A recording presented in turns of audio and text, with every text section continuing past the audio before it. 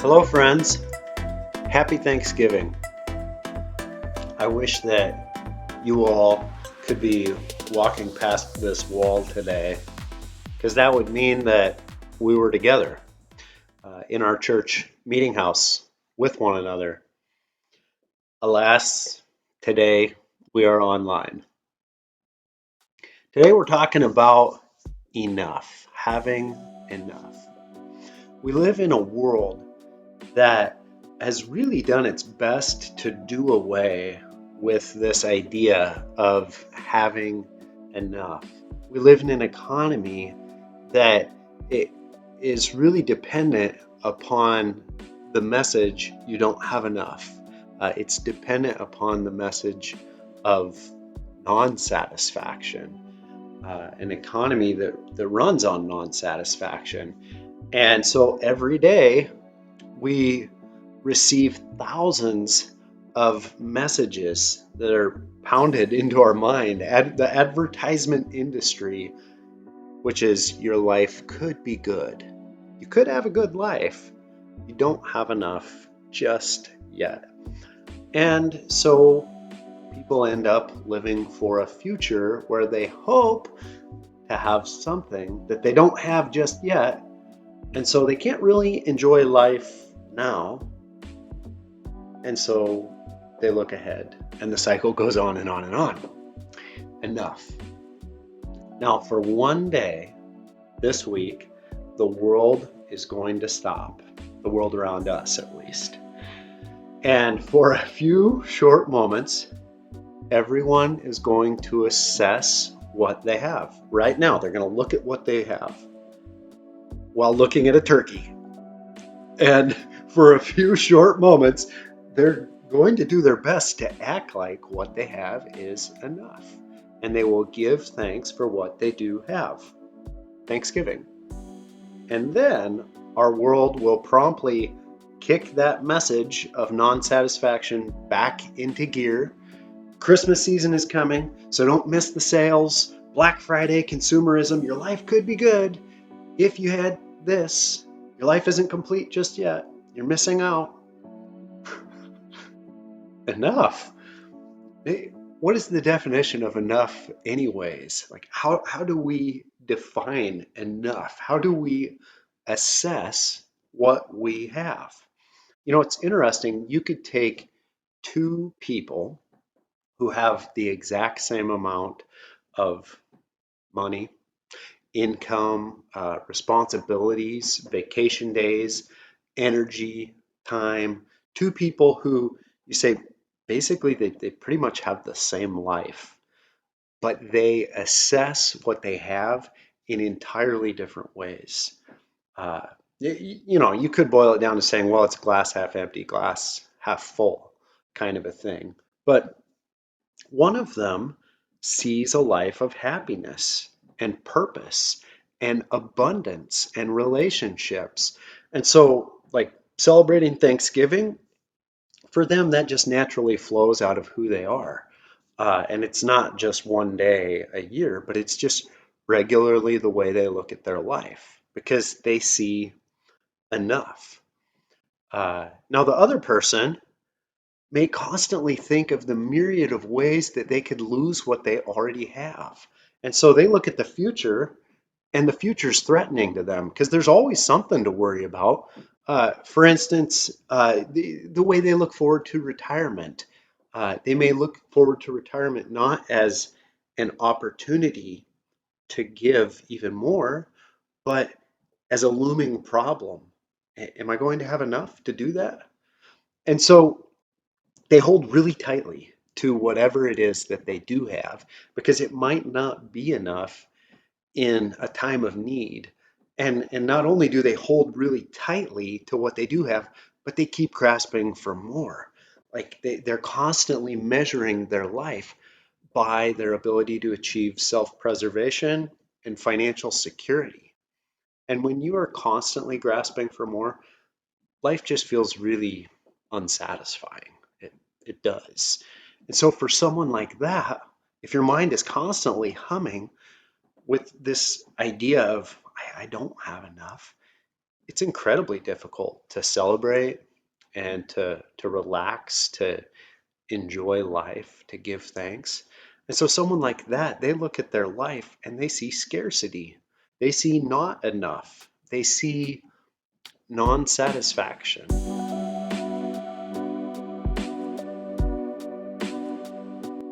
So what's the difference between these two people? Well, one of the important differences is generosity. So Jesus says, whoever tries to keep their life will lose it. And whoever loses their life will preserve it. Solomon said it this way. He said, one person gives freely, yet gains even more. Another withholds unduly, but comes to poverty. A generous person prospers, he says. Whoever refreshes others will be refreshed. The Apostle Paul quotes Jesus saying, he says, we must help the weak. We must help the weak, remembering the words of the Lord Jesus. It is more blessed, which is more happy, more blessed to give than to receive.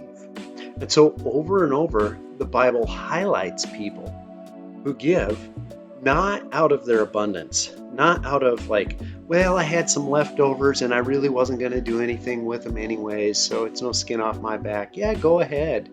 Not out of that. The Bible highlights people who give out of who they are.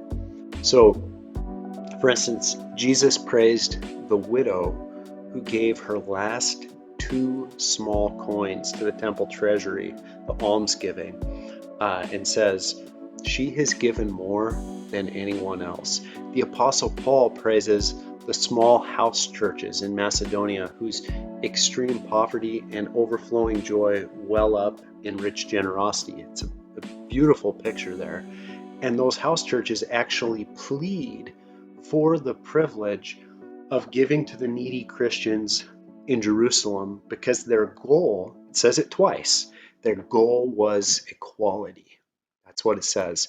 So they reach all the way back to Exodus 16, the story of God providing his people manna, bread in the desert, enough for each day. They reach back to that story.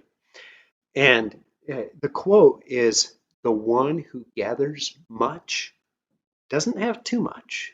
And the one who gathers just a little doesn't have too little. And so those house churches in Macedonia say that we want to be a part of that. So generosity, it sounds nice, and a lot of people think about generosity as like, well, that's a nice thing to do. Like, who would say something bad about charity? That's, if you want to give, good for you. But their work day really takes it out of them because work is overwhelming and they get home and they are spent and they're just not ready to give a whole lot more of themselves. And when they do the math, they just can't see how giving very much of themselves doesn't end up in a net loss of some kind. And they say you got to take care of yourself first, right? So sure, the religious teachers think generosity is good, but you got to be realistic. And on top of that, there are a lot of people who are skeptical of too much generosity. They say every person should have to work out their own resources for their own survival, because if you do too much for someone else, then you might be messing up their capacity to achieve their own accomplishments and their own flourishing. And so for a lot of people, when you start talking about generosity, it boils down to like, well, if you show up on my doorstep and you knock and you're like, hey, can I borrow your weed eater? Mine broke. They're like, well, yeah, I'll lend you a possession. I'll lend you my weed eater if I'm not using it right now, and if you don't break it. And would you fill it up with gas when you're done?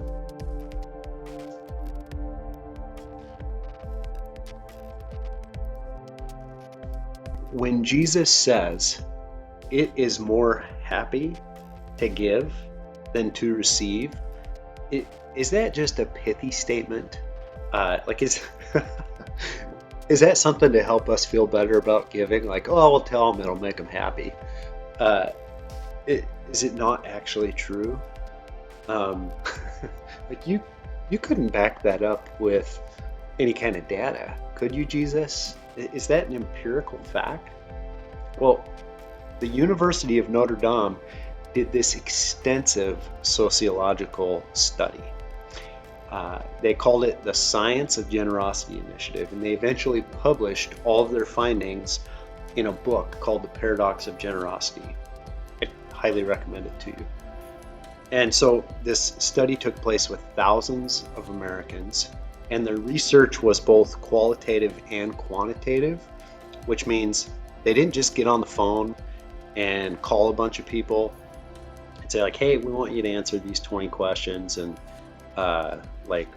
okay, here's our data.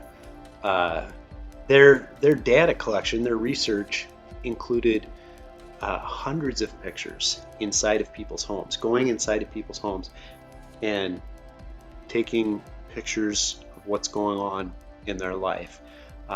Their average amount of time they spent interviewing a person, a family, was 4 hours of learning about what's going on in this system, in this family, in this home. They came away with hundreds of pages of field notes. So, an extensive study. Guess what they came away with? Well, they found out that many Americans fail to live generous lives. Sad. But more importantly, they found that in giving, we do receive, and in grasping, we lose. In fact, it was so clear in the data that they actually made that the subtitle of their book when they published it. In giving, we receive, in grasping, we lose. By holding on to what we possess, we actually diminish its long-term value to us. So the researchers didn't just measure like, okay, who gave money? They took a much broader look at generosity.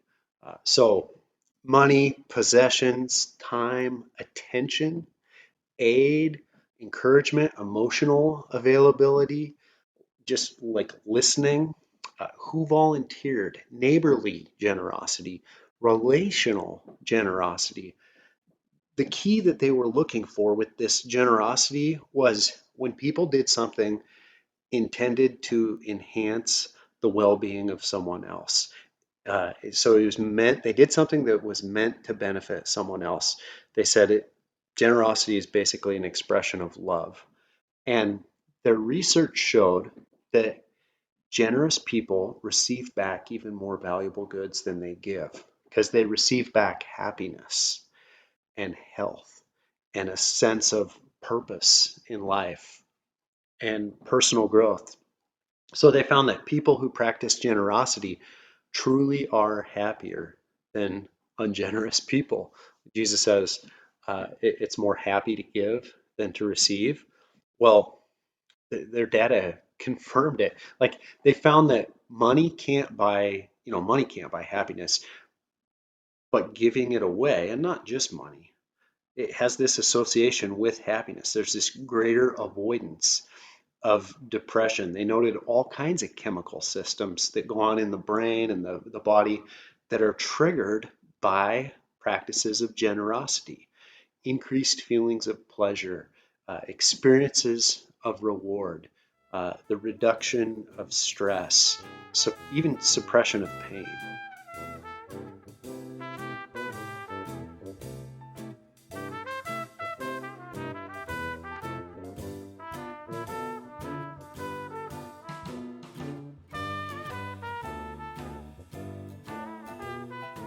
Generous people experience a greater sense of purpose. They feel like their life has meaning. So when the researchers went into the homes of people who just didn't practice generosity and they said, hey, can you distill your vision for your life? Like, can you tell me what you think the purpose of your life is? With those folks, they found that they'd either kind of laugh nervously, like what, or they just pause for a really long time, like they don't know what to say. The researchers said, well, either they haven't thought about it very much, or the answer that they gave is, all they can think of is, I want to have a pleasurable life. I want to have a good life. I don't want to screw things up too badly.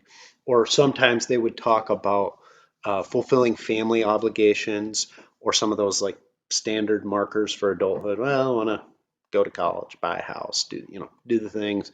Uh, some of them would sit there and pause, and then they'd just finally say, I think I'm failing to achieve my purpose in life.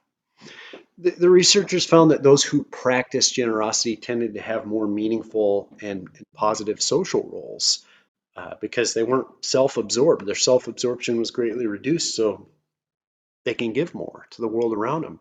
Those who practiced generosity lived with less stress.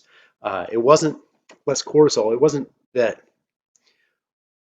they had fewer responsibilities, but it was the way that they were dealing with that because they saw their world as a place of abundance. Those who didn't practice generosity saw their world as a place of scarcity, and so they experienced chronic disappointment and anxiety and resentment and envy and restlessness. They found that those who lived with generosity were the ones who had larger social networks. Their circle was larger. They had more relational ties. They found that the ones who lived with generosity were the ones who were they were still interested in learning about their world because their generosity had exposed them to new sides of life, new experiences, other people's point of view, and it had spurred them on to keep learning. And so they were the ones who were taking on new challenges and trying new things because life was stimulating to them. With the folks who were not practicing generosity, they tended to be the ones living in rhythms of repetition and stagnation and boredom. Like I just get home and I do the same old thing when I finally get done with my day, some self-indulgence, whatever it is. The researchers found that generosity increased the physical activity of those folks, which contributed to even more happiness and greater health. And so over and over, their data found that when we develop these practices of generosity, we're actually increasing the quality of our own lives by offering our time, our money, our attention, our energy in service to others. We are enhancing our own well-being. Shalom.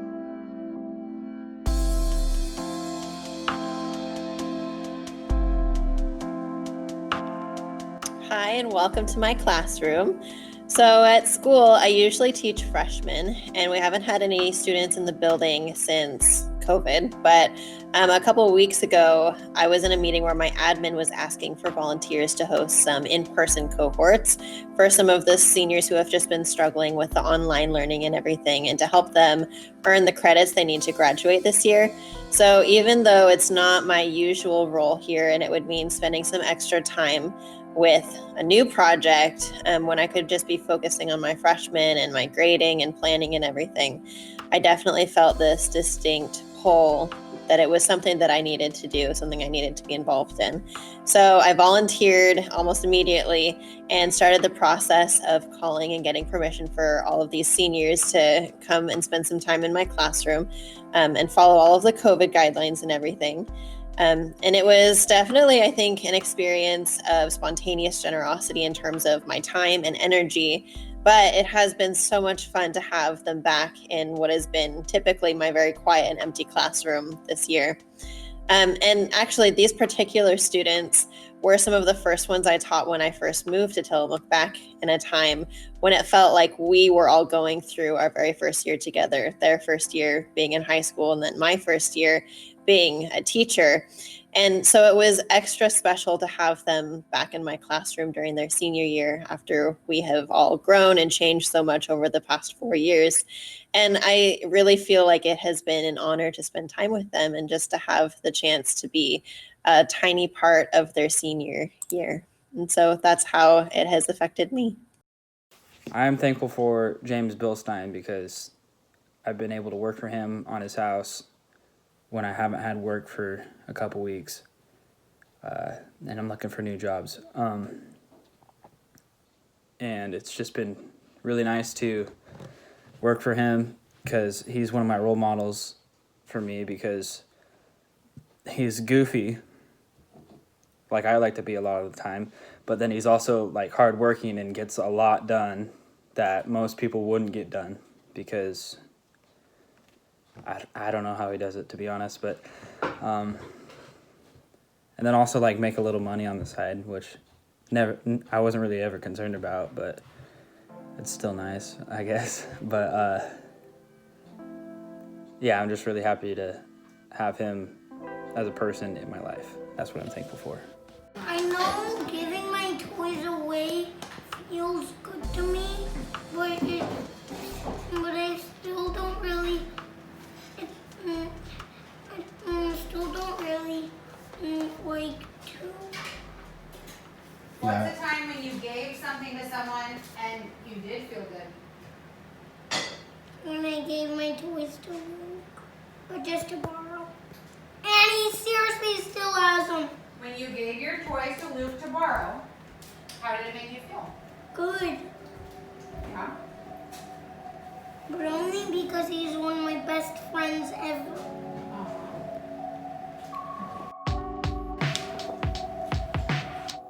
This Halloween, I had the opportunity to give a certain little boy some costumes that my kids had outgrown.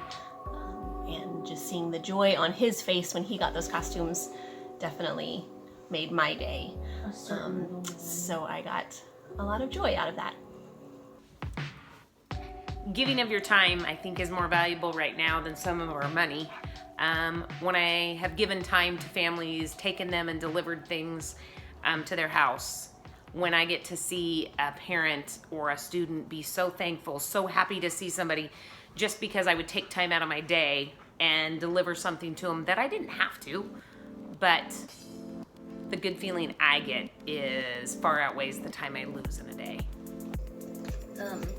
In school one time we were playing kickball and a friend of mine came in late and I had already gotten my turn to kick and he obviously hadn't. So I was up next to kick and I decided to let him go ahead. And later that made me feel really good that I let him do that. Ray, Patty, and I was just leaving to go to our daughter's house in Milano to watch over her house and her farm animals as they had just left for a vacation for a week. This is the time the fires were breaking out all over Oregon. As we got closer to her house, we realized there were some fires that were close to her home. When we got to her house, we realized that this is going to turn into a rescue operation for the animals, instead of what we had planned. And what looked like a monumental task became a blessing. So God blessed us by watching over us, by seeing Angie's church family coordinating rescues, by keeping Angie and the kids safely away, by motels giving us a great rate and allowing her dog to stay in the room with us, by neighbors watching out for her farm, by those who showed up with trailers to help, and by people that showed up who didn't even know Angie. I've experienced generosity. I feel like God has been super generous with me, specifically a lot of the time. There's things that I've looked ahead at and thought, oh, it'd be really nice to be able to do this, pay off debt by X so we can X, Y, Z, and but then things unfold and that's not going to happen, and then suddenly something does happen and we're able to pay off debt or whatever and then move forward, and or something breaks and God has just supplied it in the way that God does things, just unexpected and not planned. the way that I usually do things. And just random things like the sun is shining when it's supposed to rain, and I'm able to do something outside that brings me a lot of joy and renewal. Those are ways that God has been so generous with me. And as a reflection of that, I've tried to be very open-handed, especially with finances. For me, like tithing is a way that I tell God that I realize that this income and these things that I've been given are not by my own strength. These things are from you, and that you've provided them. And so when I give, that's the way that I say to God that I realize that you're in control, that everything that I have is because you have given it to me and you supply it. And when I have a need, you're going to meet it abundantly the way that you always do. But I don't have to worry about clothes or food or what tomorrow brings, because you, God, will provide when I keep my gaze on you and my focus on you. My experience of giving generously this past year that is standing out in my mind was an experience of feeling like I was in the right place at the right time and being given the opportunity to give from my abundance. And it was just a sense of, I guess, being in God's will, a reminder that we can operate within that and that He's with us. And it felt like an opportunity given to me. I have been giving a few parents some discounts on childcare during this time, as people are working less hours but still needing care. And a few kids that are supposed to be in school but are not in school, and their parents aren't used to having a daycare bill, so I've been giving them a discount. Give me something to eat. You want something to eat, and feeding my children. And we received a grant for my business through Tillamook County. Just a minute, baby. The Tillamook County, I don't know if it's child care people or whatnot. But anyways, we got a grant and we were able to buy all new appliances for our home and my business with that grant. And so I'm excited for that. And there's my kids. You haven't seen them in a while. And this new one, she has not been to church yet.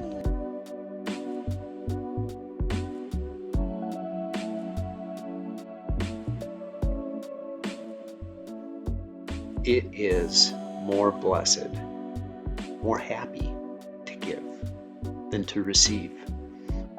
What if we took these words of Jesus deeper into our being? What if we made generosity an essential part of who we are even more?